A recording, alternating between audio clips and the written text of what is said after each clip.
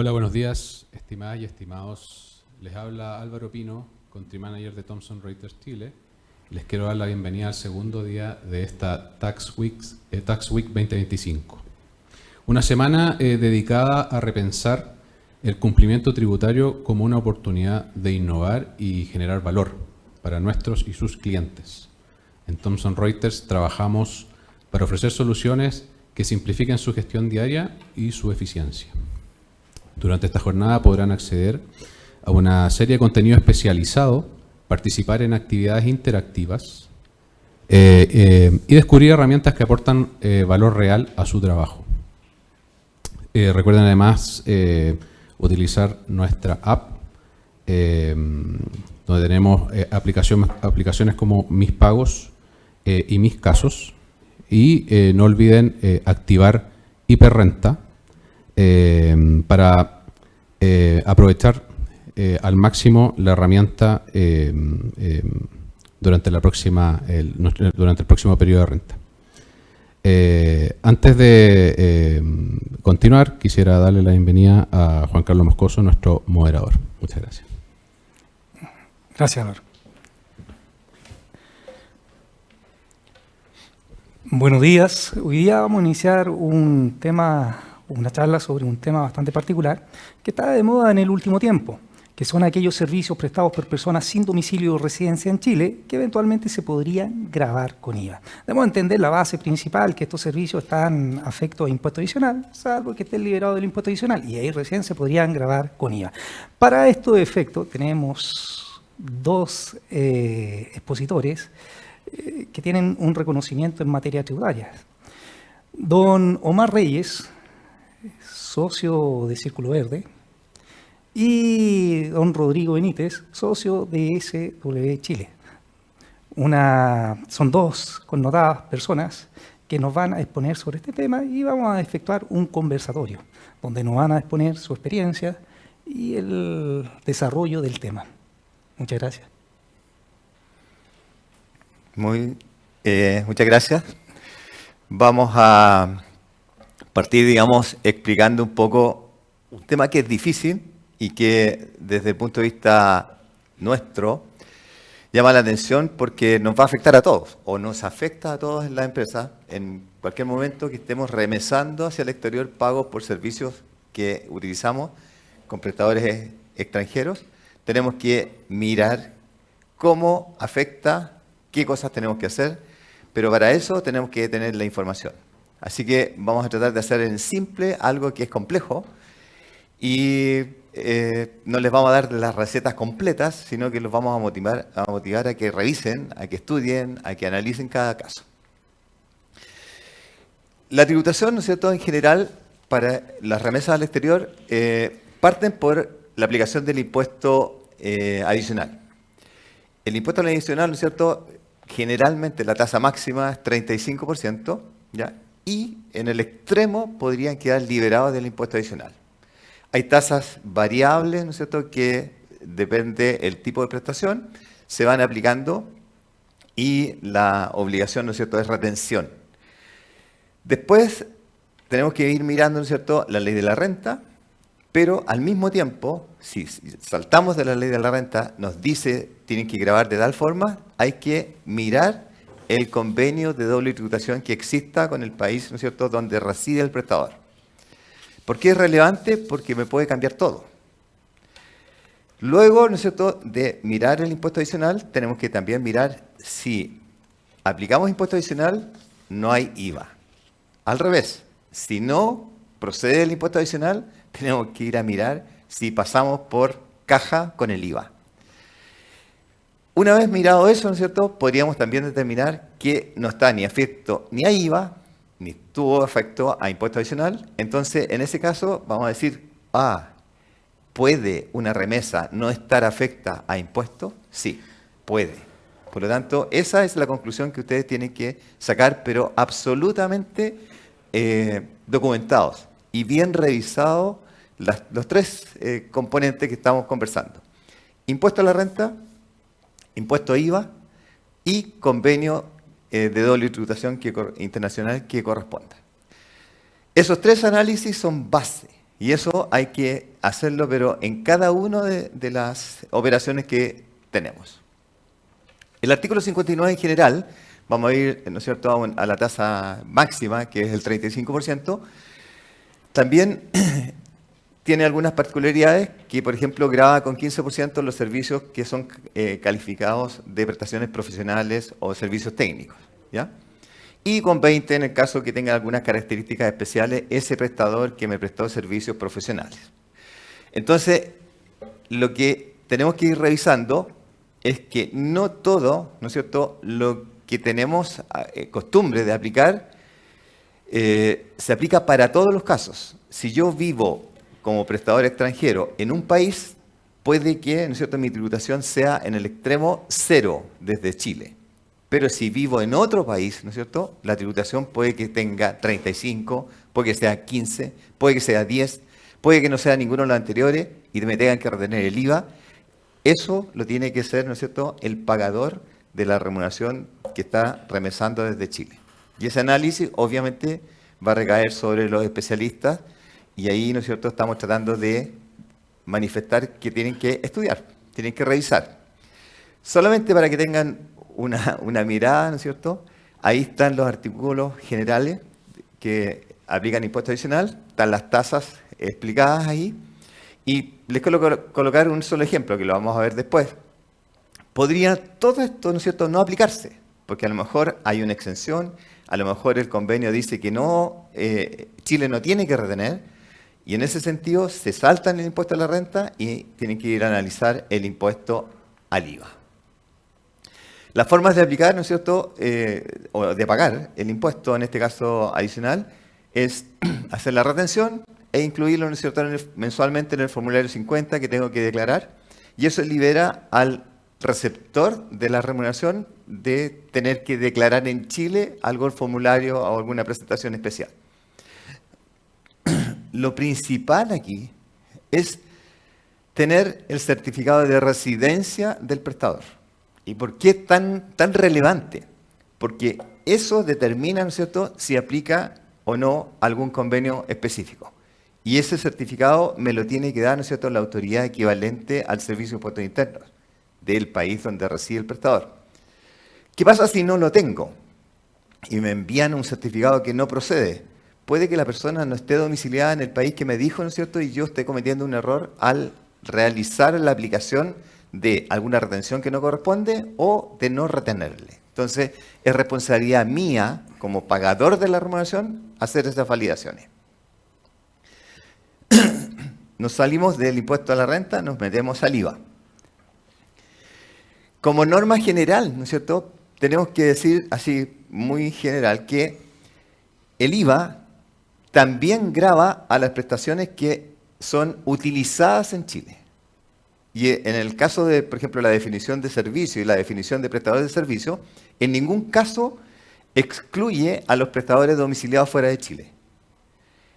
Si seguimos avanzando, ¿no es cierto?, en la normativa, nos encontramos en que, se me fue muy rápido, en que en los articulados, ¿no es cierto?, que están mencionados ahí en la presentación, se va diciendo que se entiende por utilizado en Chile.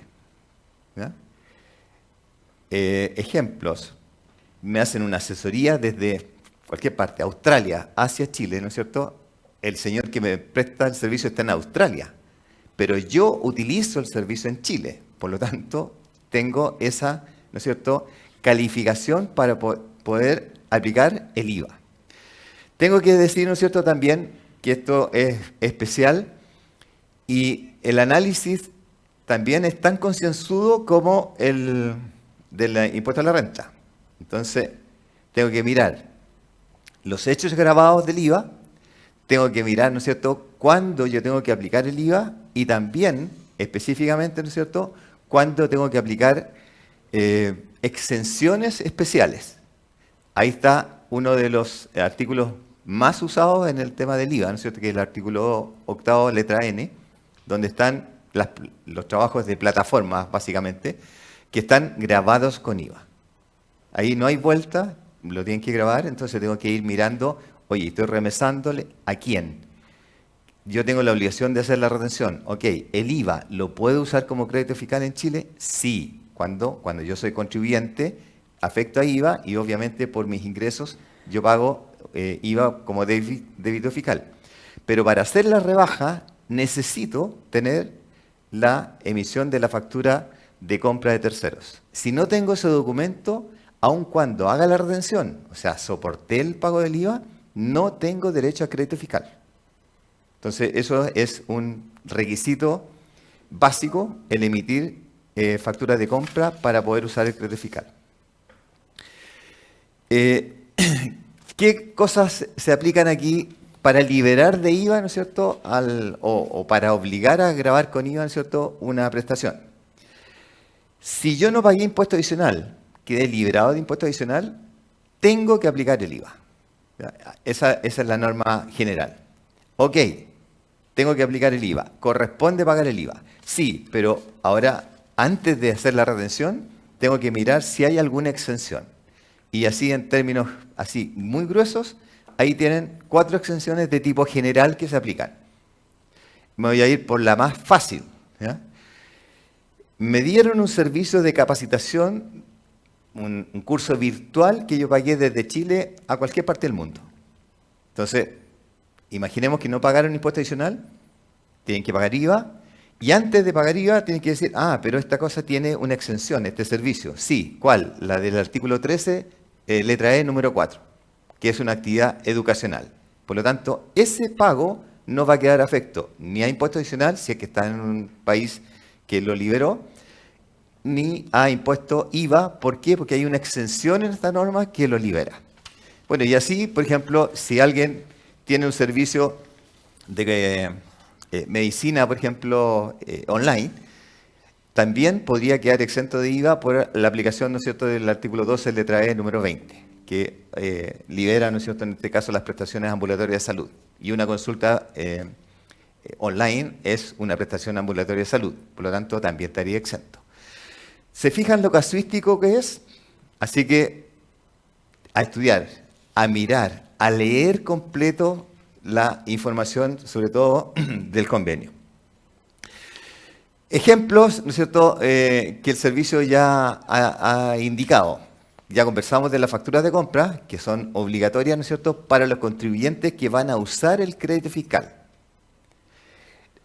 Aquellas contribuyentes, por ejemplo, que no tienen derecho a crédito fiscal, ok, no es tan relevante la emisión de la factura de compra, no es obligatoria, ¿ya? Pero también tienen que analizarlo si es procedente que ellos retengan el IVA y emitan esa factura de compra.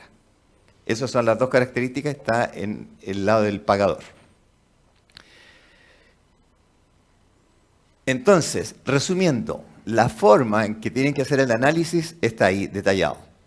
Saber la calidad del prestador, es persona natural, es persona jurídica. ¿Dónde vive? ¿Ya? ¿Y cómo sé dónde vive?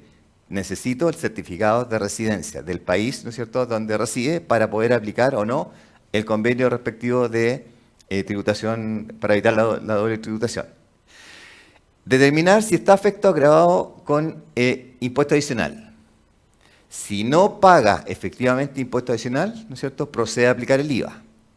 Si estamos determinando que sí procede a aplicar el IVA, también hay que mirar si tiene alguna exención.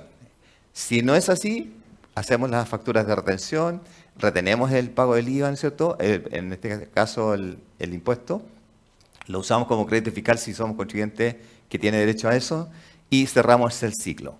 Pero todo esto tiene que quedar documentado, porque, por ejemplo, es cierto, la tasa del nivel 19, pero puede que un servicio, ¿no es cierto?, a lo mejor no quede grabado con IVA porque quedó afecto a impuesto adicional con una tasa reducida, por ejemplo, que podría ser 10%.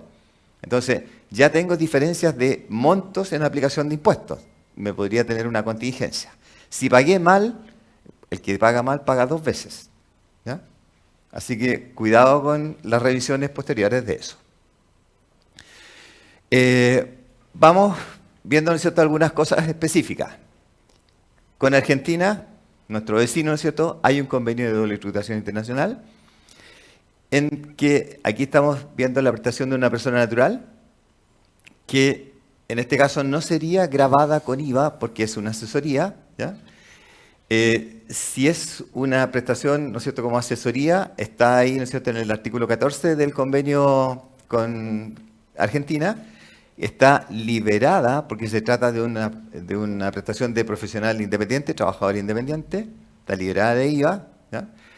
Y por lo tanto, como también está liberada de impuesto al IVA, no pagaría ninguno de los dos impuestos.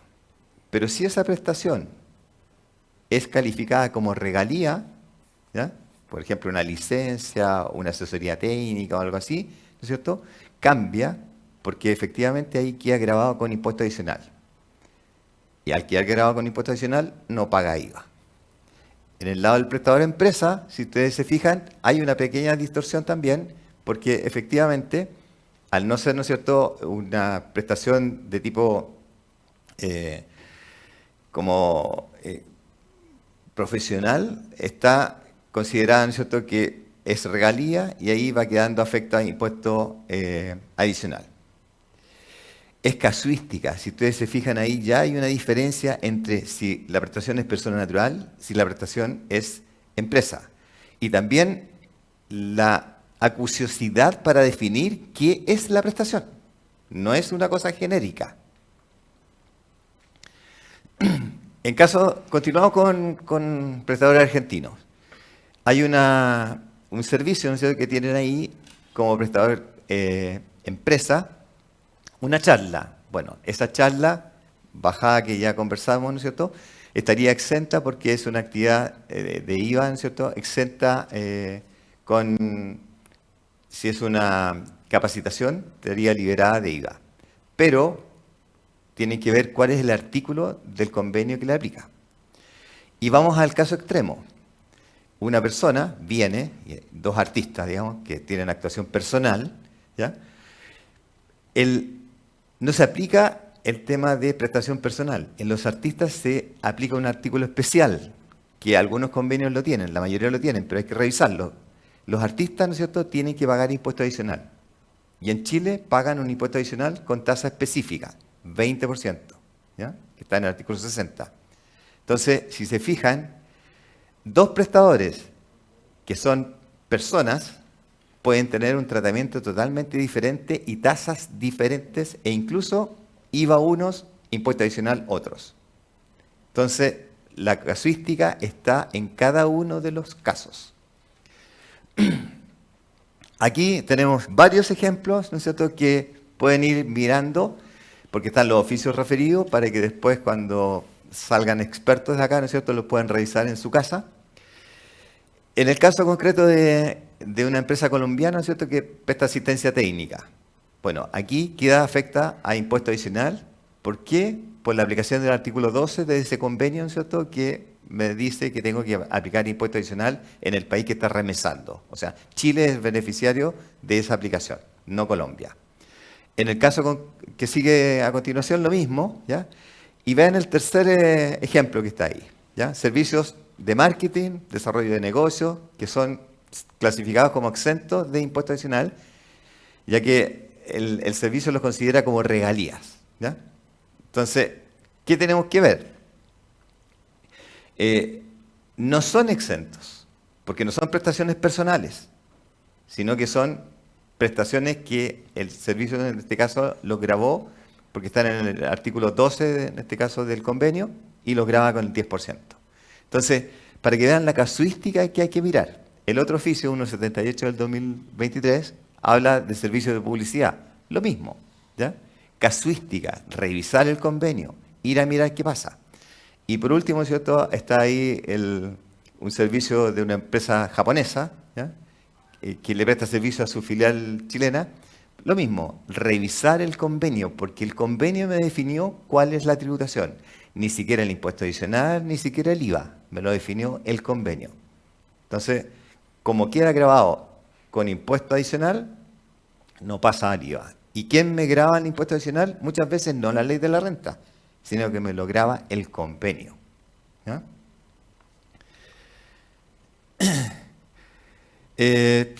Siguen algunos ejemplos ahí, ¿no es cierto?, de lo mismo casuístico que es el caso, ¿ya? Viendo convenios con España, con Perú, con Argentina, con Estados Unidos. y pueden ver que una misma prestación puede tener una aplicación diferente, depende del país donde resida el prestador. No les doy más lata, pero el llamado es a que estudien, a que vean la situación particular, la documenten, definan bien la prestación, porque de repente viene, por ejemplo, nos encontramos el otro día por un vocablo general, que al pago de remuneración le llamaban comisión. Y uno asocia que comisión, entonces esta es una comisión, no. La comisión era, ¿no es cierto?, la remuneración por un servicio profesional. Entonces había que ver el detalle de la prestación y no la denominación que tenía la remuneración. Entonces cambian las formas de aplicar la norma. Dudas deben quedar varias, ¿ya? Hicimos un resumen en corto tiempo para poder explicarle a ustedes que hay hechos que requieren mayor estudio y acuciosidad en el tema. Excelente presentación. Ahora Gracias. bien, como conclusión, a mi juicio, la piedra angular de este sistema es justamente esta norma de exención del IVA que señala tú estás exento de IVA si hay aplicación de impuesto adicional, salvo que estés liberado del impuesto adicional por una norma de exención o por la aplicación de un convenio de doble tributación internacional. Esa es la norma que sustenta este sistema, justamente. Entonces, ahí yo les pregunto a ustedes, ¿cuál es su experiencia respecto a esta norma en la práctica? Muchas gracias por la invitación. Efectivamente, es bien complejo porque uno dice, si no paga impuesto adicional, paga IVA. Si paga IVA, no paga impuesto adicional. Entonces, ¿cuál es la resolución? ¿Cómo resolvemos esta disyuntiva? ¿Qué preferimos pagar? También hay que ponerse en ese caso. Y de alguna manera uno puede decir, bueno, depende de qué. Si, por ejemplo, el impuesto adicional que se paga, que va a pagar el residente en extranjero, recordemos que el contribuyente es el residente en el extranjero. Nuestra obligación es retener. Por lo tanto, el pago al extranjero para la empresa que retiene es un gasto. Incluso el impuesto adicional pagado también es un gasto. Continuando con el ejemplo. Si uno dice, bueno, el prestador extranjero, tengo que retener el impuesto adicional, ¿puede utilizar el prestador en el extranjero como crédito el impuesto pagado en Chile? Por lo tanto, ¿cuánto me va a cobrar si yo le entrego el certificado como que paga impuesto en Chile y ese certificado le va a servir para deducir impuestos? ¿Qué es más beneficioso, entregarle un certificado que puede deducir impuestos en el otro país o pagar IVA? Porque el IVA, como explicaba Omar, es un crédito fiscal para la empresa que soporta este IVA en la factura de compra. Por lo tanto, uno pudiera decir, bueno, si yo soy contribuyente IVA y voy a usar el crédito fiscal, puede que me convenga de esa manera. Entonces, de ahí depende un poco la calificación. Hay una suerte de arbitraje, nosotros sabemos que el tema tributario igual me van a decir, no, que los impuestos se aplican por ley. Sí, pero hay maneras de configurar las operaciones para que pueda estar afecto a un impuesto o al otro, dependiendo de las características de la operación. Claro. Hay una pregunta del público que está atingente al tema que estamos hablando, que habla sobre el certificado de residencia para la aplicación del convenio, si este debe estar apostillado. En principio no es obligatorio, específicamente en países que tienen convenio para evitar la doble tributación. También recordemos que el Servicio de Impuestos Internos tiene facultades para intercambio de información, considerando todos los tratados de intercambio de información, el MAT, que existe de Chile con otros países. Por lo tanto, puede usar sus facultades para ver si el certificado es auténtico. Ahora, muchos de estos certificados uno los puede validar en línea, sí. Vienen codificados. Por lo tanto, si es así y se puede validar en línea, recordemos que este certificado de residencia tiene que ser emitido por la autoridad fiscal del país respectivo. No es un certificado de residencia de la autoridad migratoria o policía. es de la autoridad fiscal. Por lo tanto, si el Servicio de Impuestos Internos está capacitado para validar en línea el certificado de residencia, no debiera exigirlo. Ahora, bueno, está dentro de las facultades del servicio ir más allá. ¿Qué haría yo, qué hago yo y qué hacemos nosotros con los clientes? Le decimos, tenga el certificado y si el servicio lo pide apostillado, bueno, habrá que hacer los trámites correspondientes.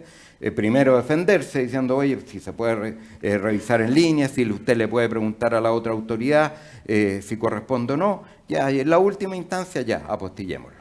Excelente. Ahora, eso se puede, ¿no es cierto?, en la negociación con el proveedor. Yo creo que hay que pasarle rápidamente el cacho a él, digamos, que me mande antes de pagar, ¿no es cierto?, Claro. el certificado, o sea, en lo posible apostillado.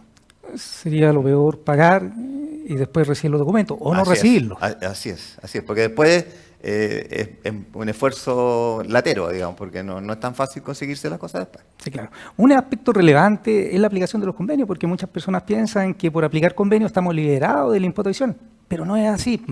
Debemos entender que los convenios, en estricto rigor, lo que establecen que un mismo hecho grabado no deben tributar en ambos países al mismo tiempo. Podría tributar una parte acá en Chile y otra parte en el otro país. Entonces, ¿cuál es la experiencia que tienen al respecto, don Rodrigo? Bueno, la experiencia es que, bueno, yo trabajo en planificación, Ya.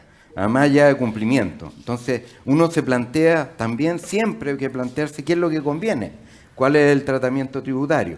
Porque efectivamente lo que hacen los convenios es decirle que va a los contribuyentes que una parte va a tener que pagarla en un país y otra parte la va a tener que pagar en otra. ¿Ah?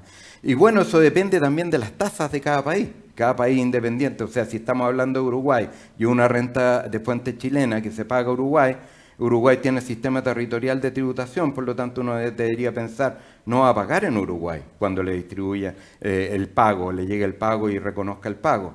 Entonces uno dice, ¿dónde conviene pagar? ¿En Uruguay o en Chile? Bueno, y ahí aplicar convenio y aplicar la exención en Uruguay y ahí de alguna manera resolver el tema.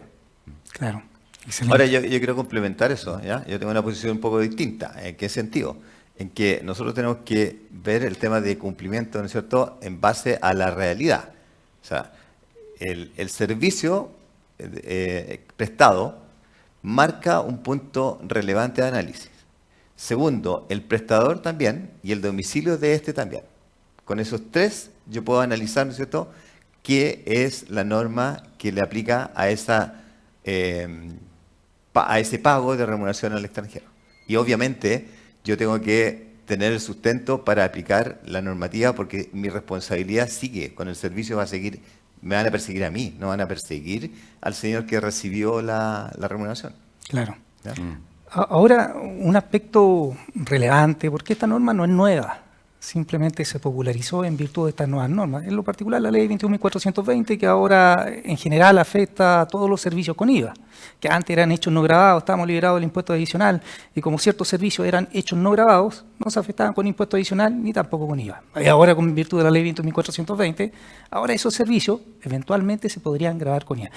Claro, la norma se señala siempre cuando se configuren dentro del hecho grabado. Y ahí está la particularidad, que hay ciertas partidas, como ya señalamos, que podrían estar liberados por la legislación interna. Y la pregunta es, dejo abierto ahí, ¿qué experiencia tienen respecto de la aplicación de la legislación interna, más allá de los convenios? A ver, yo creo que lo principal es lo que comentábamos previamente, ¿no es cierto? Es conocer el impacto que significa el aplicar el impuesto, en este caso el IVA o el impuesto adicional. Si es de mi cargo o es parte, ¿no es cierto?, de la remuneración bruta que yo pacté. Entonces es relevante al momento de firmar los convenios, me refiero a los acuerdos de prestación, saber qué impuesto, ¿no es cierto?, se va a detonar en ese proceso. Claro. Porque si no, voy a tener que reconocer después costos que a lo mejor no tenía considerado. Claro. ¿Ya? Y eso no son menores, o sea, las tasas son 35, 15, 10, 19, no son menores los valores. Sí. Claro. No, totalmente de acuerdo. Hay que revisar. Como dice uno, primero, determinar cuál va a ser el tratamiento tributario de ese contrato antes de redactarlo o suscribirlo. Y por otro lado, establecer una cláusula tributaria de quién es de cargo el impuesto. El pago es neto, el pago es después de impuestos. ¿Quién se hace cargo del impuesto, de la carga económica del impuesto? Y por otro lado, también de las obligaciones accesorias, como es la obligación de entregar todos los documentos de respaldo. Porque efectivamente nosotros sabemos que dentro de una fiscalización del Servicio de Impuestos Internos van a pedir el contrato, van a pedir la orden de compra, van a pedir el informe plano, van a pedir las horas que se trabajaron. ¿Quién tiene que entregar eso? Obviamente el proveedor del servicio tiene que entregar mucha información, entonces tiene que colaborar al cumplimiento tributario del agente retenedor, que es el cliente. Entonces, de alguna manera, hay que trabajarlo antes, efectivamente, como dice Omar. Y lo otro importante como advertencia, ¿no es cierto?, es no confiarse que uno conoce la aplicación genérica del impuesto porque revisó un convenio, ¿ya? Hay sutilezas entre un convenio y otro que los hacen totalmente diferentes. No es lo mismo el convenio de Perú que el convenio de España. Tienen cláusulas diferentes y a una misma situación de prestación le aplica una norma distinta. Entonces, por favor, lean el convenio que corresponda, ¿no es cierto?, a donde está domiciliado el prestador. No consideren, no, esto es, no sé, trabajador independiente, así que aplico o no aplico el impuesto. No, puede que, por ejemplo, hay un convenio que dice, solamente para colocarle ejemplo, si el trabajador independiente viajó a prestar el servicio, tiene un tratamiento distinto de que si lo prestó no saliendo del país. Me refiero del país donde reside. Claro. Así de sutiles son las cosas. Uno siempre le dice a los clientes, hay que revisar cada convenio en forma particular. Sí. Los convenios que encuentran suscritos o que ha suscrito Chile, que se encuentran actualmente vigentes, están en el modelo de la OCDE. Entonces sigue el mismo articulado, pero cada país podría contener una literatura distinta de un país a otro. Ahora, siguiendo con esta tónica, ¿qué sucede, y volviendo, retrocediendo, qué sucede si efectuamos el pago y no nos envían estos documentos? Ya señalábamos que sería lo más malo para este efecto. Por la experiencia del servicio postinterno en el proceso de fiscalización, ¿cuál es la experiencia al respecto? Bueno, como comentaba Omar, siempre es bueno tener los documentos antes, Sí. Porque efectivamente se puede complejizar el tema si uno lo va a pedir después. Conseguirse el certificado de residencia, conseguirse la declaración jurada de que es el beneficiario efectivo y que no tiene un establecimiento permanente, como lo dice la resolución 58 del 2001. Hay que obtenerlo con anterioridad y es bueno hacerlo al momento de la suscripción del contrato. Desde ese momento, tener todos los documentos. Hay políticas de control interno de las empresas que exigen para poder pagar tener la información, o si no, yo no pago mientras no me manden el certificado de residencia y la declaración jurada. Y una vez que se cumple eso, ahí voy a proceder al pago. Ahora, efectivamente, si yo no tengo en una fiscalización toda esta información, vamos a estar en problemas porque vamos a tener que correr, vamos a tener que pedir ampliación del plazo para la fiscalización, pedirle colaboración de buena fe al proveedor del servicio, pensando que al final es un proveedor y yo soy un cliente, por lo tanto debería haber un sistema de postventa que me garantice que me va a entregar, me va a colaborar para lograr efectivamente tener toda la información. Sí. Un aspecto relevante que se mencionó ahí en el material, porque la norma señala, y ahí existe una figura de cambio sujeto, del artículo 11 letra E de la ley del IVA, si el beneficiario del servicio es un contribuyente afecto a IVA, va a tener que retener el impuesto y para este efecto tiene que emitir una factura de compra. Y ahí viene lo relevante, esa expresión contribuyente afecto a IVA, donde el servicio impuesto interno, a contar del año 2023, incluye también a los contribuyentes exentos. Así es. Entonces, es bastante particular esta situación, porque anterior, hasta el año 2022, la interpretación del servicio impuesto interno radicaba que como contribuyente afecto a IVA eran los contribuyentes que hacían uso de los créditos fiscales, en esencia. Pero incorpora a contar del año 2023 también a esta figura, a la hipótesis del artículo 11 letra E, justamente a los contribuyentes exentos. Entonces, en su experiencia, ¿le ha tocado abordar un tema de esta naturaleza con algún cliente? O sea, nos ha tocado, digamos, de que se han hecho las retenciones, se han pagado los impuestos, ¿ya? Y no se ha emitido la factura de compra. Claro. Por lo tanto, ¿no es cierto?, ahí pasó a costo directo, porque no puedo, o sea, si soy contribuyente que puedo usar el crédito fiscal, para decir mi actividad genera IVA, si no tengo la factura de compra, imposible, aun cuando acredite que hice la retención y lo pagué, ¿ya? Claro. No me da derecho a crédito fiscal. Ahora, en el caso, por ejemplo, de contribuyentes que no usan el crédito fiscal, bueno, ahí el mal es menor, porque la retención la tienen que aplicar igual y eso va a un valor de gasto, si quieren, ¿no es cierto?, o algo similar. Pero la factura de compra, vital, sobre todo para los que, o sea, es vital para los que van a usarlo como crédito fiscal. Claro. Pero la obligación está igual, ¿ah? Sí. Está igual. Sí, ahora un aspecto relevante porque esto acota un poco el margen para estas empresas que se tienen que inscribir, porque la norma señala que estos prestadores sin domicilio o residencia en Chile, que le presten servicio a contribuyentes no afecto a IVA, se tienen que inscribir acá en Chile, en esta plataforma especial. Antes entendíamos, como contribuyente no afecto a IVA, los contribuyentes no afecto propiamente tal y también los contribuyentes exentos, pero ahora se limita el margen, porque ahora serían los contribuyentes no afecto a IVA. ¿Y quiénes serían aquellos? Entonces la experiencia me da la impresión que son los consumidores finales y también las organizaciones sin fines de lucro, Claro. en lo principal.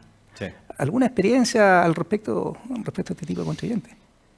Yo al menos no la he tenido, digamos, pero en general la obligación me queda más respaldada si yo retengo.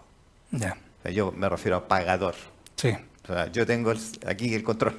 sí, La problemática que se da es que puede haber doble pago, porque si el contribuyente extranjero está inscrito como plataforma y declarando por los servicios digitales, va a pagar él y vamos a pagar nosotros. Entonces se genera una problemática bastante fuerte, porque claro, uno puede decir, sí, pero yo recupero el crédito, sí, pero me lo recargaron 2 veces. Entonces, claro, tiene que haber un sistema de traspaso de la información, mandarle la factura, que ese servicio ya pagó IVA, por lo tanto que no vuelva a pagar, que me lo descuenten y me devuelvan la cantidad, porque si no se me encarece el servicio. Algo bastante particular que se me vino a la mente, me ha pasado la experiencia, bastantes clientes me han consultado, me han señalado que el servicio está afecto a impuesto adicional y no a IVA. Pero el prestador del servicio me quiere retener el IVA. Y desde el punto de vista económico, al prestador del servicio le conviene que haya IVA y no impuesto adicional, porque el impuesto adicional es un impuesto de retención y el IVA, el impuesto al valor agregado. ¿Alguna experiencia en la práctica si le ha sucedido esa situación? O sea, yo creo que lo que dije antes, la definición, ¿no es cierto?, es lo que es, no lo que quiero que sea. Claro. O sea, esa es la postura que, como asesor, digamos, sobre todo ahora, que la responsabilidad, insisto, es del que está pagando. Y el que paga mal, paga 2 veces. Claro. Ahí la experiencia, tengo clientes que me señalan, pero yo ¿cómo le explico a esta persona que está en Irlanda, por ejemplo? Si no le pago lo que él dice, me corta el servicio. Y yo para operar necesito el servicio. Al final el servicio está afecto a impuesto adicional, normativamente, pero le retuvieron IVA. Claro, es lo que conversábamos, o sea, que hay, en forma previa a la contratación del servicio, tiene que estar claro la tributación, de manera que cada uno cumpla la obligación que le corresponde y que no se dupliquen las obligaciones. Claro. O sea, ahí es el peor de los mundos, pagar 19% 2 veces, o sea, no soporta análisis, digamos. Claro. Ahora, lo que sí, hay una liberación en qué sentido, que todos en general, los contribuyentes están internacionales, más los internacionales incluso, están con el tema de cumplimiento. Entonces ellos también tienen normas, digamos, que tienen que cumplir y en ese sentido facilita esta relación de clarificación de los hechos grabados. Sí. Tenemos un sinnúmero de preguntas del público. Es un tema muy interesante. Vamos a ver aquí una pregunta. Dice, ¿qué pasa si estoy viviendo en España hace 8 meses y hago un servicio de asesoría a una empresa chilena? ¿Afecta en este caso con impuesto adicional? ¿O con IVA? Hay que leer el convenio, ¿ya? Porque, a ver, en principio, ¿no es cierto?, ya se fue de Chile, ¿ya? El prestador es persona natural, ¿sí? Sí. Ya tiene residencia, ¿no es cierto?, tiene 8 meses en España, tiene residencia en España. Por lo tanto, la tributación o la norma que le va a aplicar va a ser la española. Yo no retendría impuesto acá. O sea, no estoy obligado a retener impuesto acá, ¿ya? Porque estoy pagándole, ¿no es cierto?, a una persona natural que me está prestando un servicio profesional desde España. ¿Ya? Claro. IVA no va a aplicarse porque en el fondo tiene la exención de ser una renta del 42 número 2. Sí. ¿Ya? Entonces, de Chile se va a ir sin pagar impuestos, pero eso lo va a obligar a incluirlo, ¿no es cierto?, en su declaración en España. Me Sí, tiene que mandar sí. el certificado de residencia, Sí. que no sé si se lo va a conseguir fácilmente. ¿Por qué? Porque hace 8 meses que se fue y que tiene residencia en España. Ahora, si está saltando de un lugar a otro, va a ser complejo que lo consiga. Claro, ahí estamos analizando el punto de vista de la residencia, pero también estoy pensando que también podría estar el concepto del domicilio.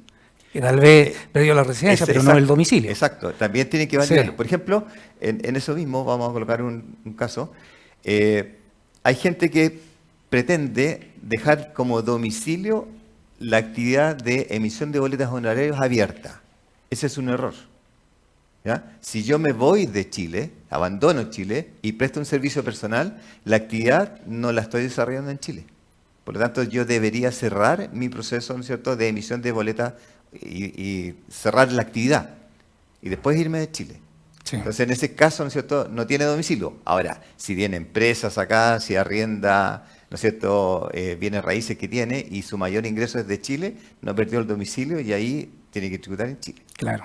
Sí, aparte de eso hay que considerar que cuando una persona sale del país, o sea, claramente tiene que dejar de tributar como residente en Chile. A mí me ha tocado en la experiencia que muchas personas naturales siguen declarando el impuesto global complementario porque le conviene, porque las tasas son más bajas, porque por la progresividad, porque viene la declaración lista, llegan y aceptan y están declarando que siguen siendo residentes en Chile y de alguna manera el Servicio de Impuestos Internos le puede decir, sí señor, usted mantiene el asiento principal de su negocio en Chile, por lo tanto sigue siendo domiciliado en Chile. Entonces ahí yo lo que le recomiendo a mis clientes cuando son actividades importantes, sobre todo, es hacer la declaración de salida, de pérdida de domicilio, que es una declaración nueva que se hace en virtud del artículo 4 de la Ley de la Renta, el artículo 103 de la Ley de la Renta, que hay que hacer una declaración de salida y pagar el impuesto hasta el momento de la salida. ¿Ah?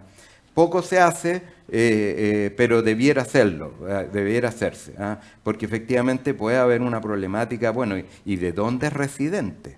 ¿Ah? ¿De dónde es residente? ¿Tiene certificado de residencia en España? Va a ser complicado, como decía Omar.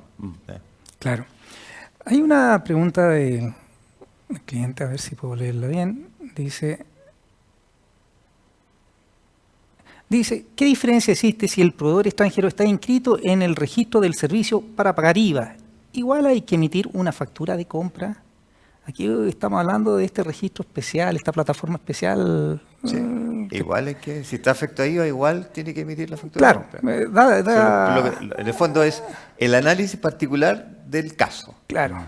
País de origen, tipo de prestación, o sea, y aplicación de impuesto adicional. Si no hay aplicación de impuesto adicional, por el servicio nace, ¿no es cierto?, independiente que esté inscrito. O sea, mi obligación como pagador es, ¿no es cierto?, verificar qué impuesto tiene que pagar esta persona o esta empresa. Ahora bien, aquí acotando un poco, aquí viene el análisis del artículo 11, letra E, donde señala si el beneficiario del servicio, un contribuyente afecto a IVA, y lo obligado a retener, es el beneficiario del servicio. Para estos efectos emite factura de compra. Da lo mismo si el proveedor está inscrito acá en Chile. El responsable es el beneficiario del servicio. Ahí se produce la problemática. ¿Qué pasa si la contraparte retuvo el IVA?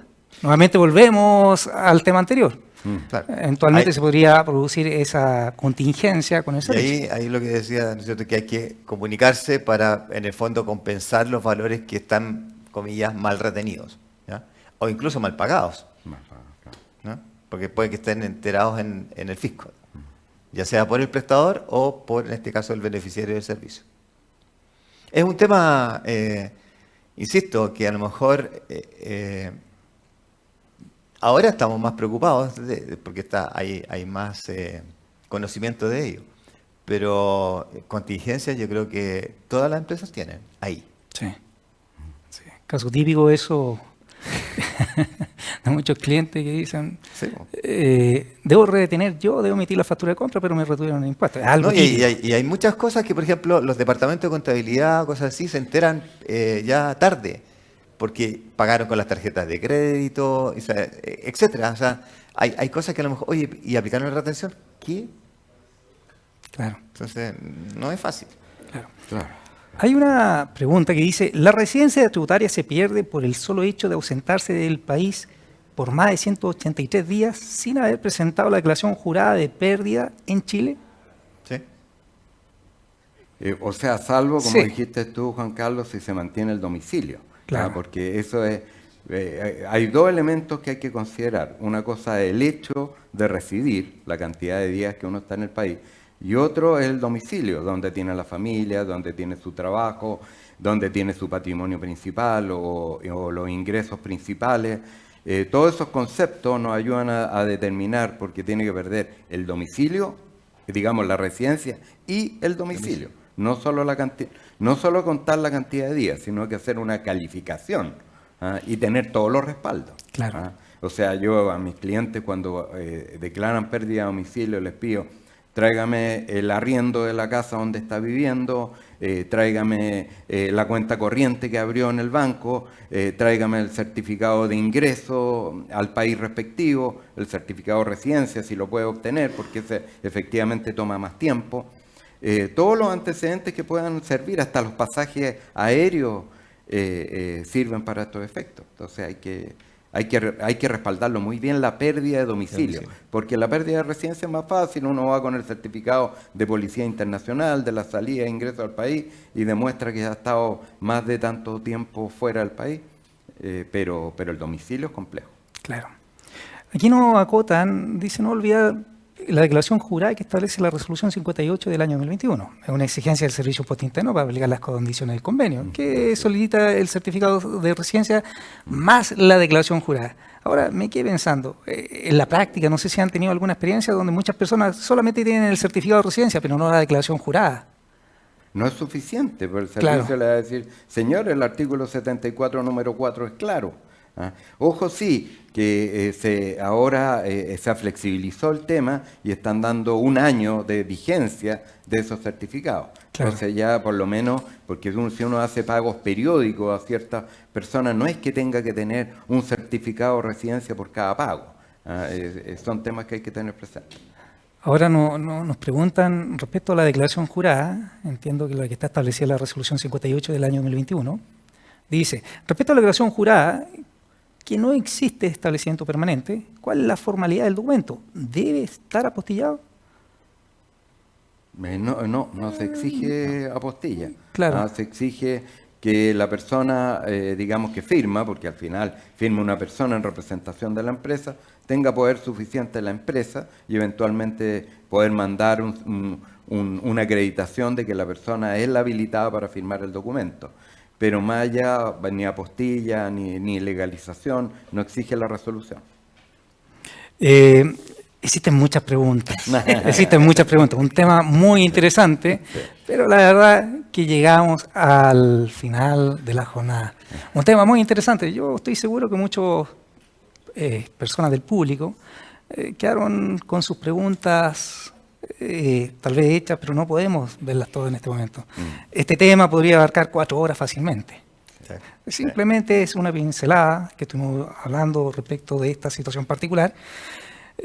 Tuvimos 2 grandes ponentes, fue un honor tenerlos a ustedes acá y poder estar comentando respecto de estos servicios prestados por personas sin domicilio o residencia en Chile, que eventualmente se podrían grabar con IVA. Muchas gracias. Muchas gracias por la invitación, gracias Juan Carlos, Thomson Reuters, y a seguir estudiando, como decía Omar, y y especializándose, porque estos temas uno nunca para y van cambiando. ¿Ah? Esa es la gracia de la tributaria. Claro, hay que ir detrás de los cambios o delante de los cambios. Hay que estar preparado. Muchas gracias. Gracias. Muchas gracias. Gracias.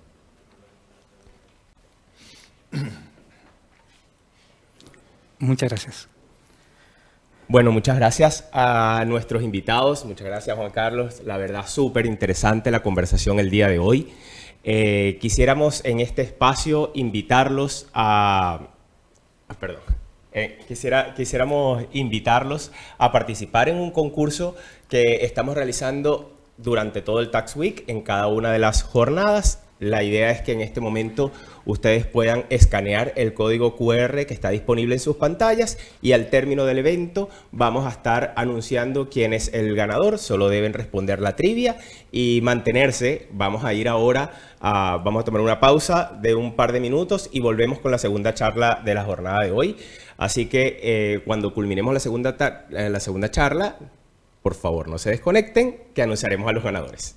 Muchas gracias a nuestros invitados y nos vemos en un par de minutos. Gracias.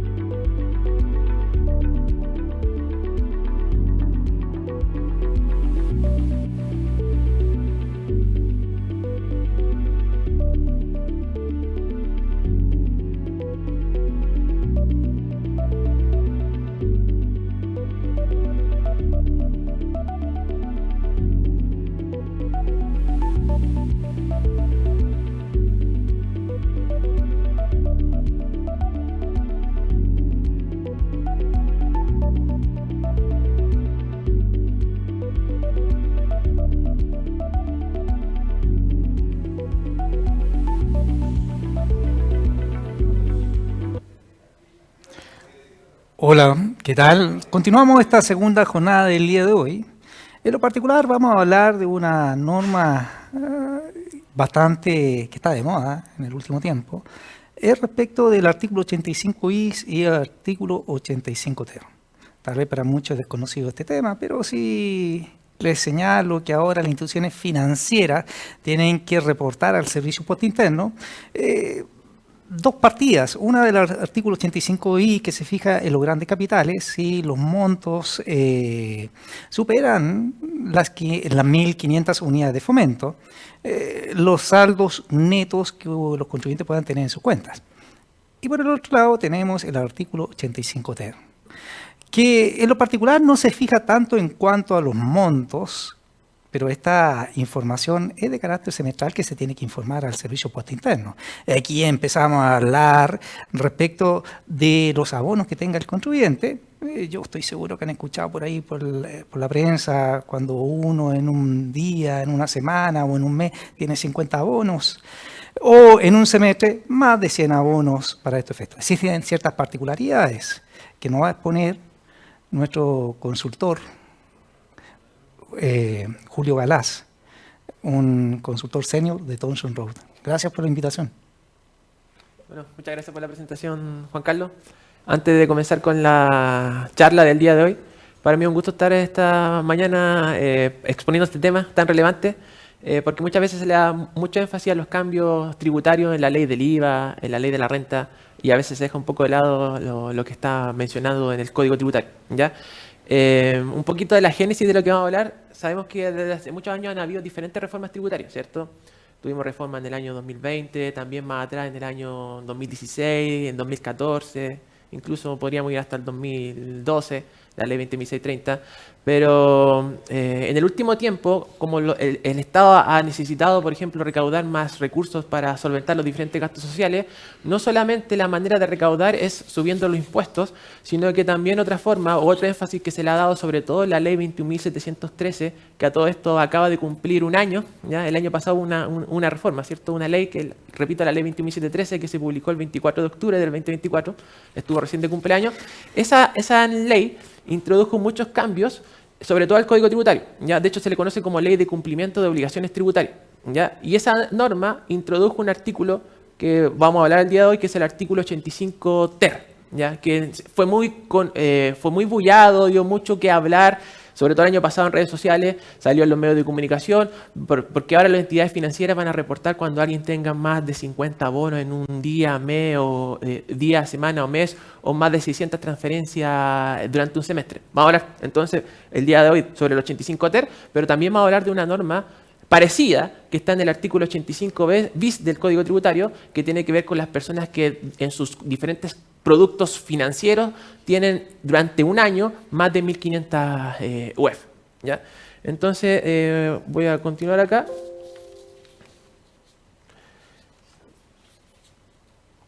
Ya. Lo primero, el artículo 85 bis dice quiénes son los contribuyentes que están obligados a reportar. Ya normalmente uno habla acá que son los bancos, pero si uno lee la norma, no solamente son los bancos. ¿Ya? Normalmente acá la norma habla de que son los bancos regulados por la Comisión del Mercado Financiero, pero también podría reportar a través de una declaración jurada que es la DJ 1955, que es una declaración jurada anual que se presenta en el mes de marzo. Podría ser presentada también por una cooperativa de ahorro y crédito, fiscalizada y supervisada por la Comisión del Mercado Financiero, la CMF.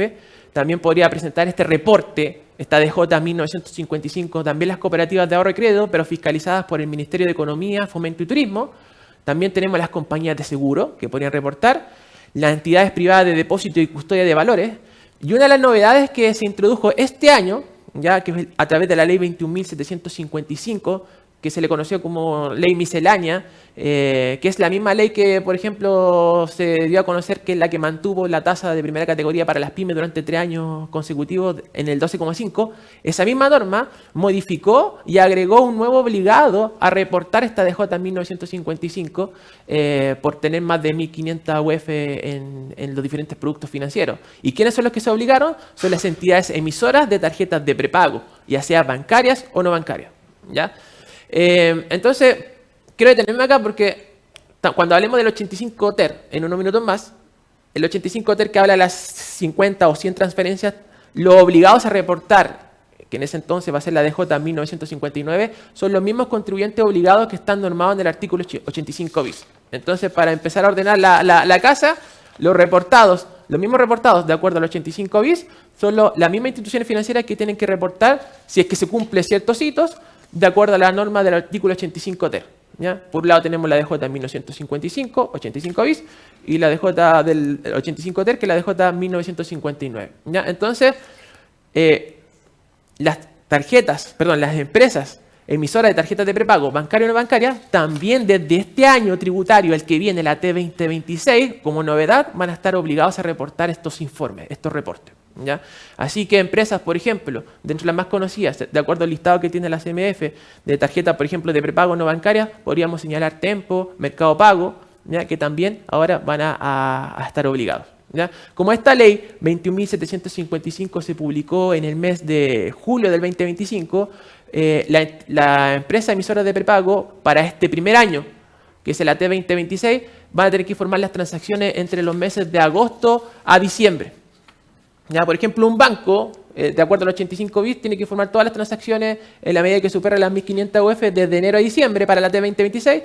La entidad emisora de prepago entonces sería solamente por este primer año, desde agosto a diciembre. Pero ya para la T2027 van a tener que informar todas las transacciones que estén de entre enero a diciembre del 2026. ¿Ya?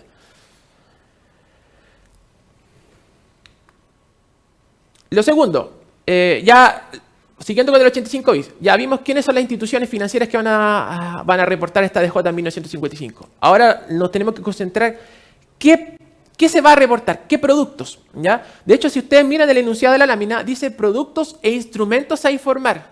No solamente son cuentas corrientes. La ley habla de instrumentos. También podríamos tener acá instrumentos financieros. Si yo leo la lámina, por ejemplo, tenemos las cuentas corrientes bancarias. Si usted tiene más de 1.500 UF de saldo en las cuentas corrientes bancarias, va a ser informado. También se van a considerar para el cómputo de las 1.500 UF los depósitos a plazo, los DAP, los depósitos a la vista, los vales vista, las cuentas a la vista, las cuentas de ahorro a plazo, las cuentas de ahorro a la vista, las cuentas de ahorro a plazo para la vivienda y así sucesivamente. Y ahí, como se fijan en la última, al final, también están incluidas las tarjetas de prepago bancarias y no bancarias. ¿Ya? Entonces, moraleja, no solamente son cuentas financieras, sino que también pueden ser informados instrumentos financieros. De hecho, si uno lee las instrucciones de la DJ 1955, se pueden informar acá instrumentos de renta fija o instrumentos de renta variable. Ya, tercera cosa, pasamos a la letra C del artículo 85 bis. ¿Qué es lo que van a informar estas instituciones financieras? ¿Qué es lo que me va a informar a mí, el banco, como titular de la cuenta de ahorro o como titular de la cuenta corriente? Se tiene que cumplir un hito, ¿ya? El hito es, bueno, pueden ser 2 hitos, basta con que se cumpla uno y ya estoy obligado. El banco o la institución financiera va a informar si yo como titular de las cuentas o de los productos que acabo de señalar, durante el año calendario, por ejemplo de enero a diciembre, tengo por un lado, mantuve en algún momento de los 365 días un saldo por lo menos igual o mayor a 1.500 UF, que a la fecha de hoy son cerca de 60 millones de pesos, ¿sí? Porque pronto la UF va a llegar a 40.000. O si es que durante el año tuve abonos que hayan superado también las 1.500 UF. Entonces, repito, la ley habla de saldo de 1.500 UF. Si usted en algún momento tuvo casi los 60 millones de pesos, va a ser informado. O a lo mejor nunca mantuvo los 60 millones de pesos, pero el banco va a sumar cuántos abonos recibió la cuenta corriente, cuántos abonos recibió el depósito a plazo, cuántos abonos recibió, por ejemplo, la cuenta de ahorro o la cuenta vista, va a sumar. Si supera las 1.500 UF, aunque no haya tenido un saldo mayor a 1.500 UF, también lo va a reportar. ¿Ya? Entonces son 2 hitos. Basta con que uno se cumpla, el banco reporta. Ahí estoy mostrando la lámina, la resolución 113 del año 2022, que creó esta declaración jurada en 1955. ¿Ya? Si bien fue creada en el año calendario 2022 porque debutó en el AT 2023, este año, debido a las modificaciones que sufrió, como ahora se agregaron a las instrucciones la empresa emisora de tarjetas de prepago, las instrucciones fueron, entre comillas, refundadas o reescritas en la resolución 109 que salió en agosto de este año. ¿Ya? Si se fijan, es una declaración jurada simple. Así que todos los que me están escuchando, los invito a que revisen la información de los agentes retenedores, de ustedes mismos o de clientes, desde la T2023 en adelante, ¿ya? Y si ustedes miran, el banco me informó el formulario en 1955, es porque acusó de que usted en algún momento de la vida tuvo saldos mayores a 1.500 UF o abonos mayores a 1.500 UF, ¿ya? ¿Qué es lo que se informa en esta declaración jurada? Según el artículo 85 bis letra C, la identificación de la institución financiera. ¿Quién es el banco? Por ejemplo, el banco, por no dar nombre, el banco rojo, el banco azul. Después, la identificación del titular. ¿Quién es el titular de la cuenta? El periodo del reporte. Ya acá en la DJ se informa por periodos mensuales, de enero a diciembre. El tipo de producto, si es cuenta corriente, si es cuenta de ahorro, si es cuenta de ahorro para la vivienda, si son instrumentos financieros, renta variable o renta fija. ¿Ya? El número de registro interno que tiene el producto bancario dentro de la institución financiera. Los totales de abonos. ¿Cuántos millones de pesos o miles de pesos recibió la persona en ese producto financiero? El saldo, y también va a informar el estado de la vigencia del producto. Y por último, si es que está vigente o no está vigente al cierre del periodo. Una cosa importante. Respecto del titular, porque si usted lee la norma, dice que el banco va a informar, o la institución financiera va a informar los titulares que hayan tenido más de 1.500 UF. Ese titular podría ser perfectamente persona natural, de carne y hueso, también puede ser una empresa, una persona jurídica. Incluso la norma dice, creo que dice, u otras entidades. Y el Servicio de Impuesto Interno, a través de la circular 47 del año 2022, que fue la circular que interpretó este nuevo artículo 85 bis que entró en vigencia en el calendario 2022, cuando dice u otras entidades, aplica, dice, cualquier patrimonio de afectación. Por ejemplo, también podría ser reportado fondos de inversión. ¿Ya? Otra cosa importante sobre el titular de la cuenta, que no solamente puede ser persona natural, persona jurídica u otras entidades como patrimonio de afectación. La ley, esta es una curiosidad que a mí me surgió al estudiar esta norma para poder hoy día exponerla frente a ustedes. La ley dice que el Servicio de Impuesto Interno puede requerir que en ese informe no solamente se informe el titular de la cuenta, sino que los controladores del titular o los beneficiarios finales. Ojo con la expresión. Habla de controladores o beneficiarios finales. El Servicio de Impuesto Interno, la circular 47 del 2022, dice que controladores yo me debo remitir a la definición que está en el mismo Código Tributario, en el artículo 8, número 17. Por ejemplo, entonces, si una persona jurídica sale reportado, si uno lee la ley, primero la ley, ahí voy a hacer un comentario que es lo que dice la instrucción a través de resolución, entonces el banco me tiene que reportar también el controlador de la persona jurídica o el beneficiario final, que para efectos de esta norma se entiende beneficiario final cuando una persona tiene más de un 10% de participación. Si bien eso es lo que dice la ley, el servicio en la resolución 113 del año 2022, cuando creó la DJ 1955, dice, la información referida a los controladores y beneficiarios finales podrá ser solicitada por el Servicio de Impuesto Interno en virtud de sus facultades de fiscalización. Entonces, ¿qué es lo que entiendo yo? O sea, el banco no va a informar el controlador de la persona jurídica. Va a informar solamente la persona jurídica, el titular de la cuenta corriente o de la cuenta de ahorro que mantenga más de las 1.500 UF. Pero la ley sí, y lo dice la resolución, le da la potestad al Servicio de Impuesto Interno para que después le toque la puerta al banco y le pregunte sobre la información del controlador o el beneficiario final de esa persona jurídica. ¿Ya? Ojo con eso. ¿Ya? No me ha tocado ver si en la práctica lo están aplicando. ¿Ya? Pero la ley lo menciona.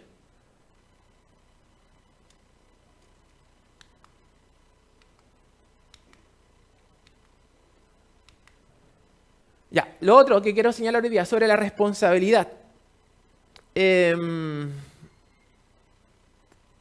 Acá otra cosa importante. Si uno lee la ley, la lectura dice que el Servicio de Impuesto Interno, una vez que reciba este reporte, que la dejó en 1955 en el mes de marzo, en principio el servicio la tiene que mantener dentro de su data por lo menos por un año.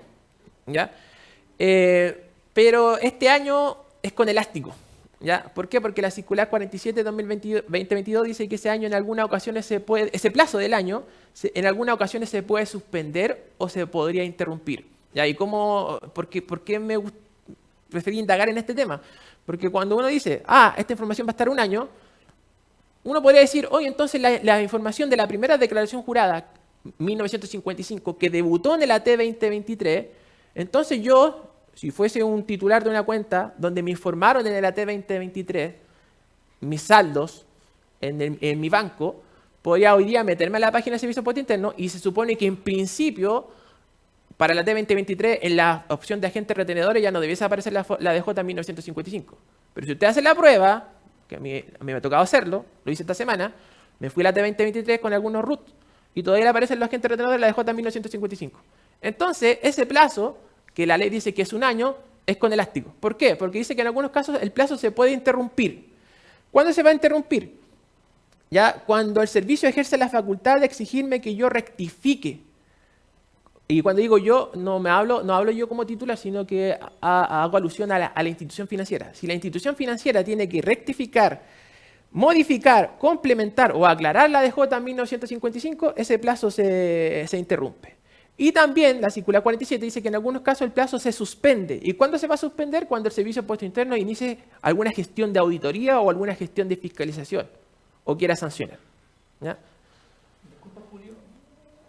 Para que pueda entender nuestro público, esa distinción entre suspender e interrumpir, ¿podría referirte a esa diferencia, que es un tema relevante para que el público pueda entender?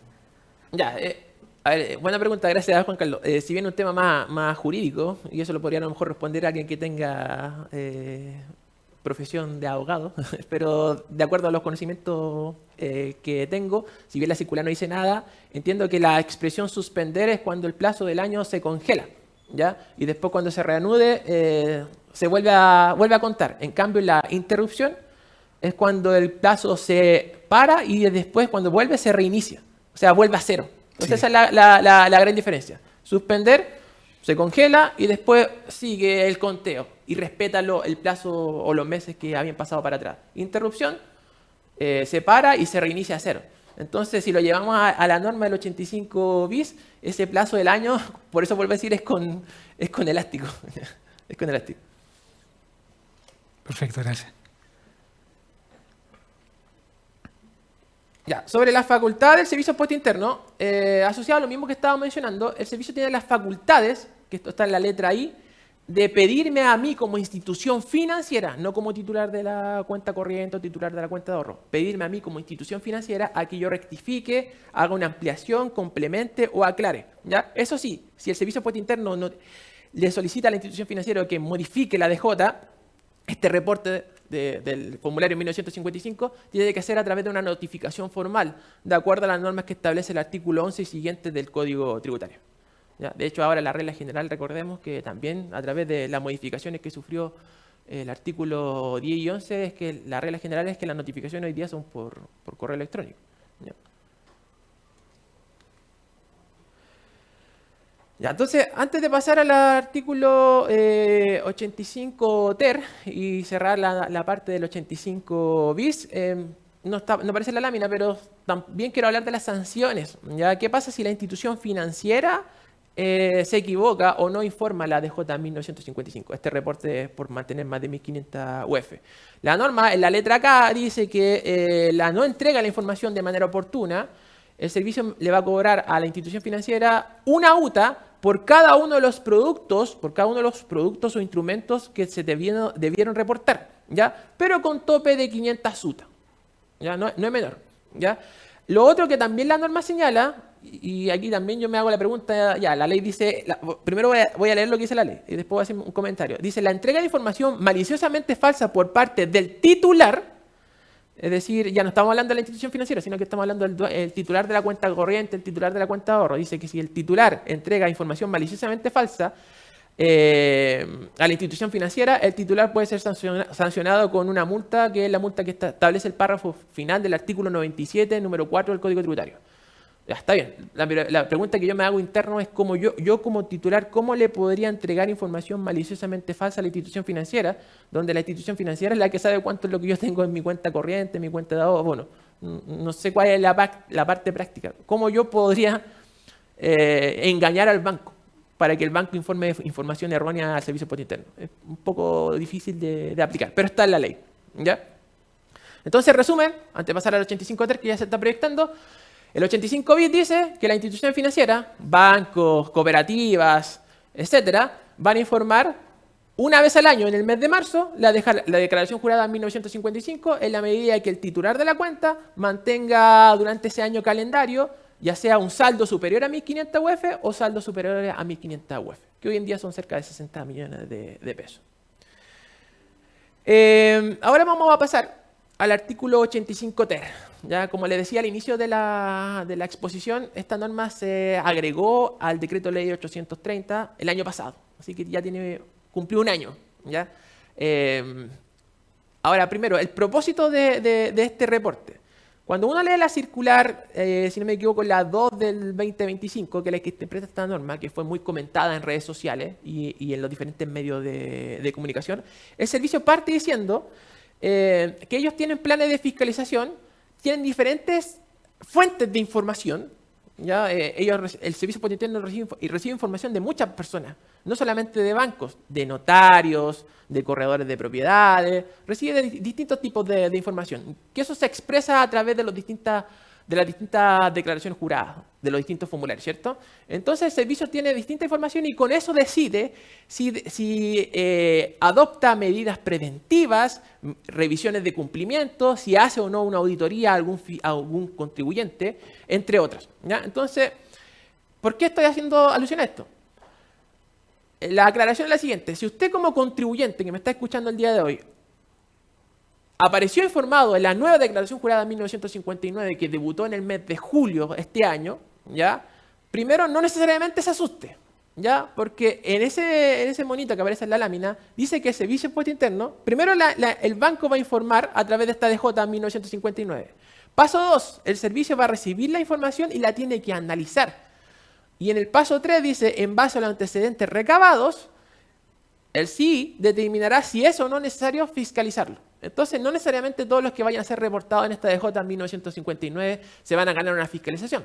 Hay algunos clientes que no les va a pasar nada. Si tienen un buen cumplimiento tributario, si cumplen con sus obligaciones tributarias, no debiesen llamarlo. ¿Ya? También vamos a comentar en unos minutos más que hay situaciones más domésticas o familiares donde una persona podría ser informada. Por ejemplo, estoy recibiendo plata de una rifa y tampoco el foco de esta norma andar fiscalizando a personas que reciban abonos por rifas, por ser tesoreros de curso. A eso me estoy refiriendo. ¿Ya?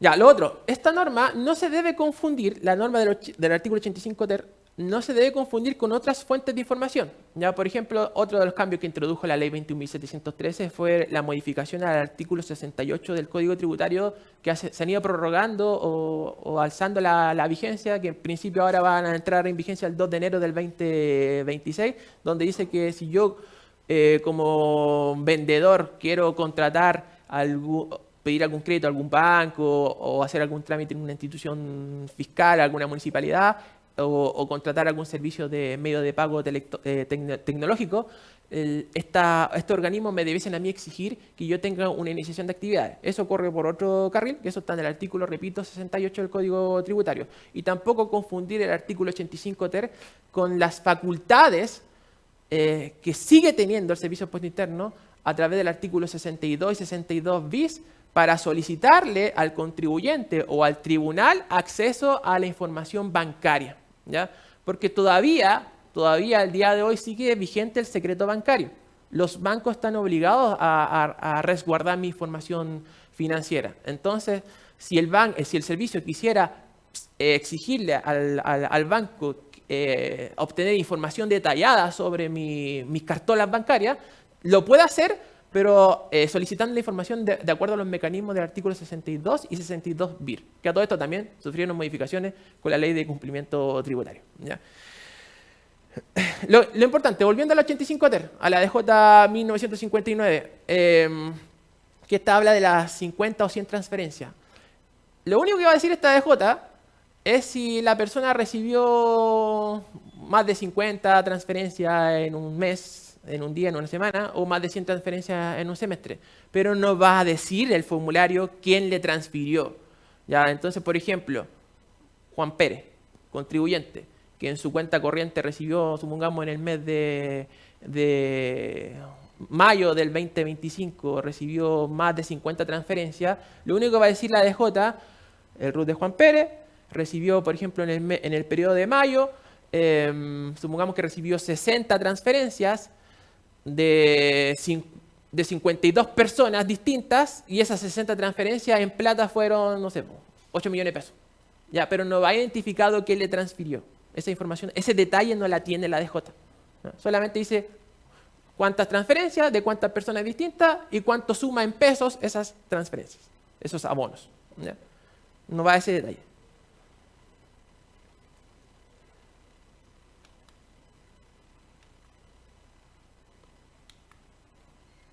Ya, perdón. Estaba retrocediendo. ¿Quiénes van a informar? Son los mismos obligados de acuerdo a la norma del artículo 85 bis. ¿Ya? Que acá son los bancos, vuelvo a repetir, los bancos que están fiscalizados por la CMF, las cooperativas de ahorro de crédito, fiscalizados ya sea por la CMF o por el Ministerio de Economía, Fomento y Turismo, las compañías de seguro, las entidades privadas de depósito y, de nuevo, las empresas emisoras de tarjetas de prepago bancaria o no bancaria. ¿Ya? Recuerden que eso se agregó con la ley 21.755. Pero como el primer año, solamente para la T2026 van a informar en el mes de enero, porque esta DJ es semestral, este reporte del 85 TER, van a informar solamente las transacciones entre agosto a diciembre. ¿Ya?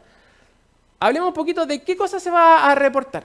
Para que la institución financiera, el banco, la empresa de emisora de tarjetas de prepago, me acuse a mí como titular de la cuenta en este reporte de J 1959, se tiene que cumplir dos requisitos. Voy a partir primero con el de abajo, antes que con el primero. Dice, si ustedes ponen la mirada en la parte inferior de la lámina, dice que se van a reportar los titulares de las cuentas que no se encuentren que no se encuentren dentro de aquellos que deban ser reportados por aplicación de la letra C del artículo 85 bis. Por lo tanto, cualquier contribuyente que ya haya sido informado de acuerdo a la norma del artículo 85 bis, es decir, en la DJ 1955, aunque tenga más de 50 transferencias en un mes o 100 transferencias en un semestre, no va a volver a ser informado de ese mismo RUT en la DJ 1959. Entonces, la prevalencia, la importancia la tiene el 85 bis. Si yo soy informado de acuerdo a la norma del 85 bis, no puedo ser reportado bajo las normas del artículo 85 TER. ¿Ya? Eso es lo primero. Entonces, asumiendo de que la persona no fue reportada de acuerdo al artículo 85 bis porque no mantuvo saldos más allá de 1.500 UF, para que además se reporte su situación en la DJ 1959, se tiene que cumplir otro hito, que la persona haya superado la cantidad de abonos que pide la norma, que pueden ser dos situaciones.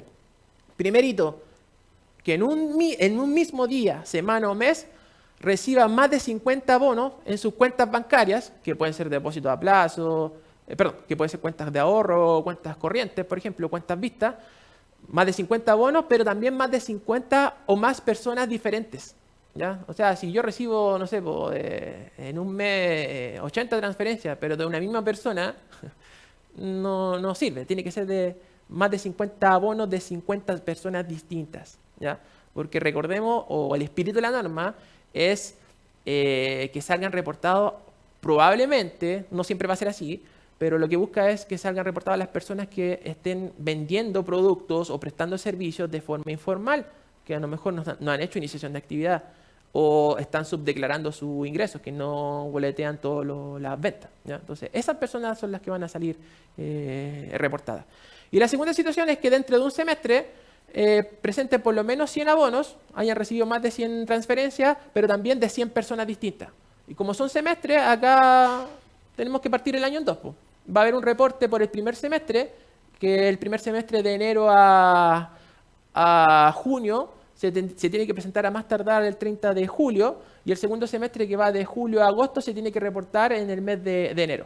Es por eso que en un minuto más vamos a hablar sobre las estadísticas. El Servicio de Impuesto Interno ya dio a conocer la calidad de la información que recibió en el primer informe recibido en el mes de julio. ¿Ya? Porque ya esta DJ debutó en el mes de julio, por el primer semestre de este año calendario 2025. Así que no los quiero asustar, pero es algo que tenemos que tener presente. Lo otro, se deben considerar todas las cuentas. Ya, por ejemplo, alguien podría decirme, oye, Julio, yo tengo cuenta corriente y cuenta de ahorro en el Banco Rojo. Y en la cuenta corriente nunca en el mes superé más de 50 UF, 50 transferencias. Ya, supongamos que la cuenta corriente tenía, no sé, pues solamente 30 transferencias. Pero si en el mismo banco rojo yo tengo una cuenta de ahorro y en la otra tengo 30, si tengo 30 abonos en la cuenta corriente y 30 abonos en la cuenta de ahorro, en el mes recibí 60 abonos, ¿ya? Porque el banco tiene que sumar los abonos que haya recibido el titular en las distintas cuentas que tenga, ¿ya? Otra diferencia que tiene esta norma respecto al artículo 85 bis, que habla solamente que se informan cuentas, no se informan instrumentos financieros. Acá nos informan, por ejemplo, los depósitos a plazo, los instrumentos financieros de renta fija o renta variable.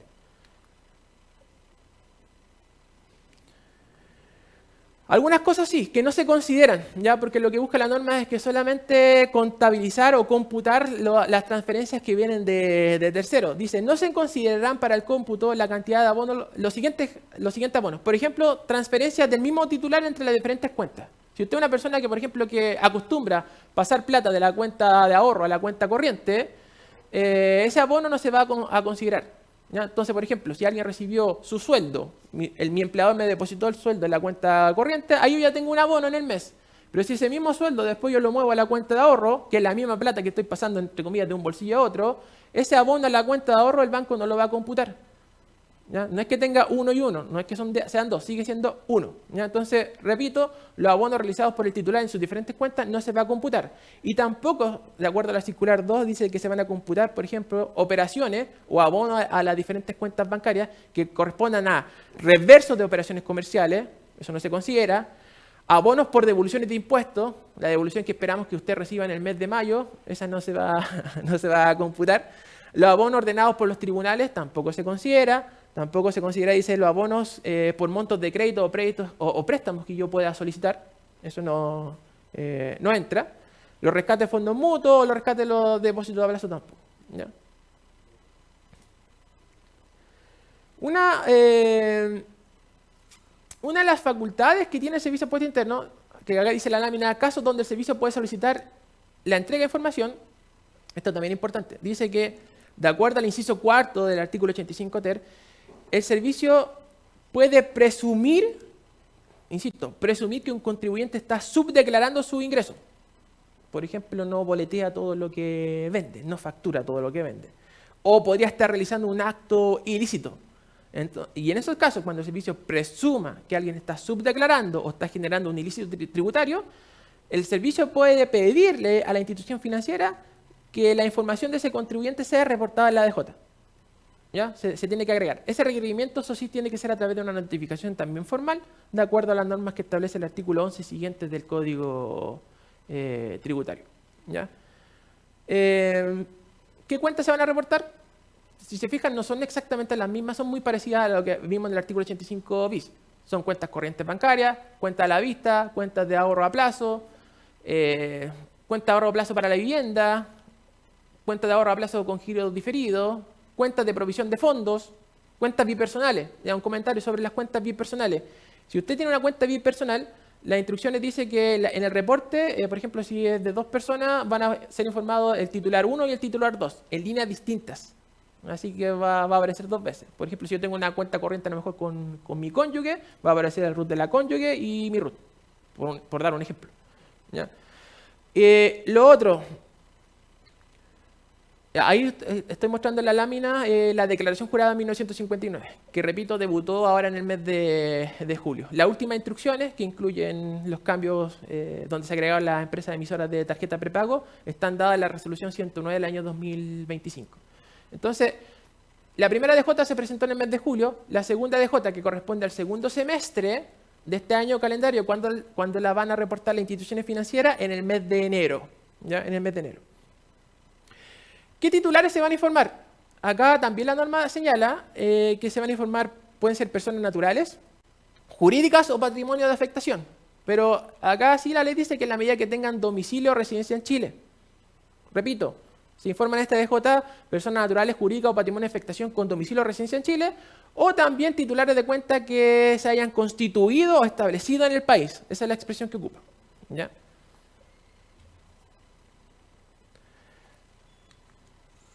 Ya, aquí me quiero detener un poco porque quiero que analicemos algunas estadísticas que dio a conocer el Servicio de Impuestos Internos a través de una noticia que está, esa información pública que está en su página web. Esta noticia salió el día 2 de septiembre, donde hicieron un corte con la información que recibieron a más tardar el 14 de agosto. ¿Ya? Lo primero que indicó el Servicio de Impuestos Internos, que en este primer reporte, por la información de enero a junio, reportaron 14 instituciones financieras. ¿Ya? Ahí lo que me llama la atención es que la noticia dice que entregaron información el 72% del organismo, ¿ya? Por lo que el servicio se encuentra en etapa de revisión para determinar si existen instituciones que están incumpliendo la obligación. Lo que da a entender la noticia es que informaron 14 instituciones financieras, pero de acuerdo a lo que ellos creían, debían haber sido 18. Entonces, probablemente hay 4 bancos que a lo mejor no reportaron. Y el servicio se estaba preguntando si correspondía o no que reportaran. Y si correspondía o no, obviamente le van a aplicar las multas que establece la norma. ¿Qué contribuyentes se reportaron? De acuerdo a esta primera DJ, se reportaron 165.571 contribuyentes. El 72% de ellos eran personas naturales y el 28% eran empresas. ¿Ya? Entre estos 165.571 recibieron en cantidad, no en plata, casi 63 millones de abonos o transferencias, que equivalen a 15 billones de pesos o 15 millones de dólares aproximadamente. ¿Ya? Del total de los contribuyentes reportados, el 75% recibió entre 100 y 499 transferencias, lo que equivale a 124.701 contribuyentes. El 13% recibió entre 500 transferencias y 999 transferencias. ¿Ya? Eso es un poco de estadística. Y aquí les puse lo que menciona la noticia. ¿Ya? Además, el servicio hace una separación entre personas que fueron informadas por un banco, pero también hay personas que fueron informadas por más de una institución financiera. Por ejemplo, volviendo al ejemplo de Juan Pedro podría tener cuentas corrientes en el Banco Rojo y en el Banco Azul. Y si en el Banco Rojo supera las 50 transferencias en un mes y también pasa lo mismo en el Banco Azul, cada banco de forma paralela va a reportar los abonos que recibió Juan Pérez. ¿Ya? Entonces, por ejemplo, tenemos 4.410 contribuyentes que fueron reportados por lo menos por 2 entidades financieras. Tenemos 267 contribuyentes que fueron reportados por 3 entidades financieras y tenemos 27 contribuyentes que fueron reportados por 4 o más entidades financieras.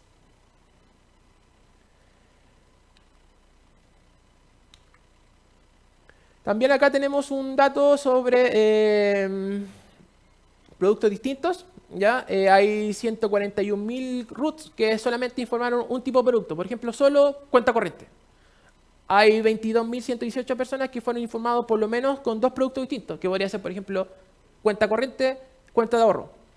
Tenemos 2.292 contribuyentes que le informaron más de 3 productos bancarios distintos y tenemos 151 contribuyentes que le reportaron en la DJ 4 o más productos financieros.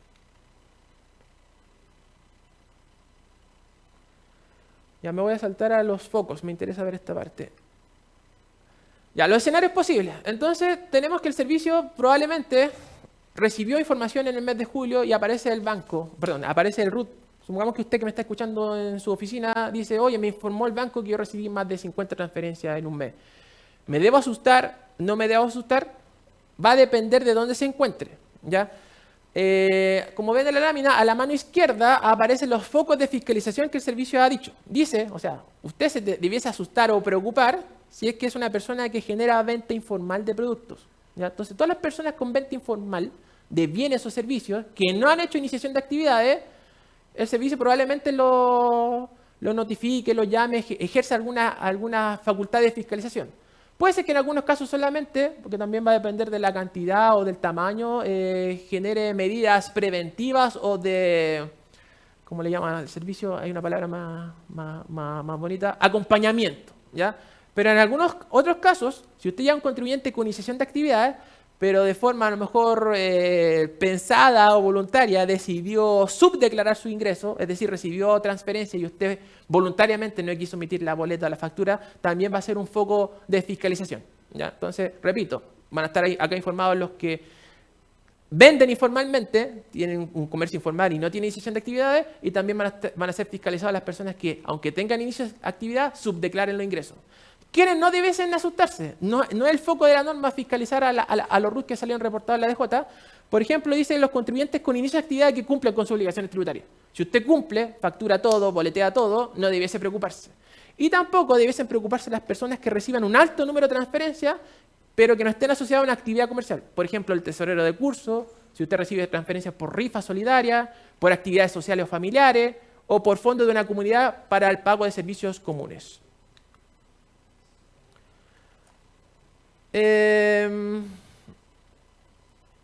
La información tiene que ser reservada.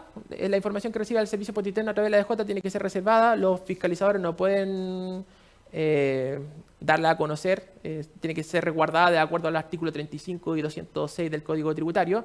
Y acá sí la norma dice que el servicio debe mantenerla y eliminarla después de 3 años de su recepción. ¿Ya? Después de 3 años, recuerde que el 85 bis era 1 año con elástico. Acá el 85 ter dice que son 3 años. Después de los 3 años debiesen eliminar la información.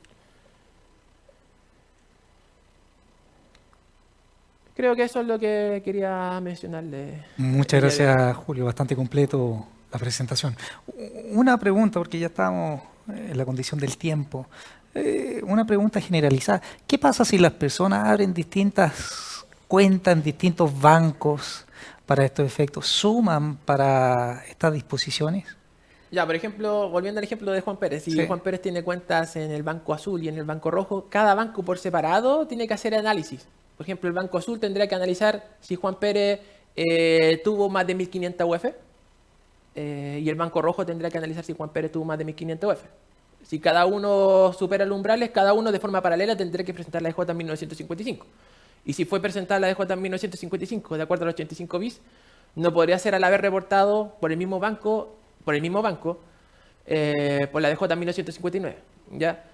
En el ejemplo, si Juan Pérez no tenía más de 1.500 UF en el Banco Azul ni en el Banco Rojo, después cada banco de forma paralela se tiene que preguntar, ¿Juan Pérez recibió más de 50 transferencias en un día, semana o mes? ¿O recibió más de 100 transferencias en un semestre de personas distintas?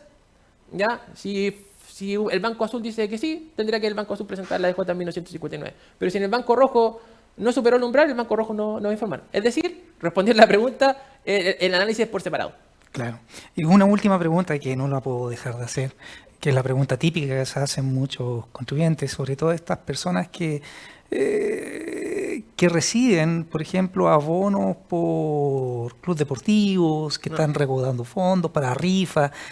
¿Cómo el Servicio Impuesto Interno va a discriminar si corresponden a rifas o no, a una actividad que no ha declarado el contribuyente? Mira, me ¿Cómo- imagino... en la práctica, claro, ¿cómo lo primero, sucedería eso? Públicamente el servicio ha dicho que no es el fin de la norma andar fiscalizando a las personas que reciben transferencias por una rifa solidaria. Supongamos que a veces es de conocimiento público que la familia, cuando tiene algún integrante con alguna enfermedad, hace alguna rifa y puede ser que gracias a esa rifa reciba muchas transferencias. El banco igual lo va a reportar, ojo. Entonces, si un familiar recibe en un mes 800 transferencias por la rifa, va a igual salir reportado. Pero el servicio después tiene que tomar esa información, la analizar. Me imagino que por un tema de optimización de los recursos de los fiscalizadores, no va a fiscalizar a todos. Me imagino que habrá un umbral. Oye, ¿cuánta plata es? ¿Empresa o persona natural?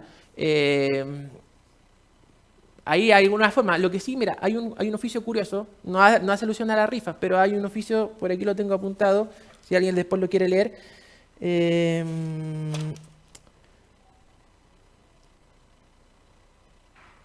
El oficio 185 de este año, que habla de las iglesias. ¿Ya? También puede pasar.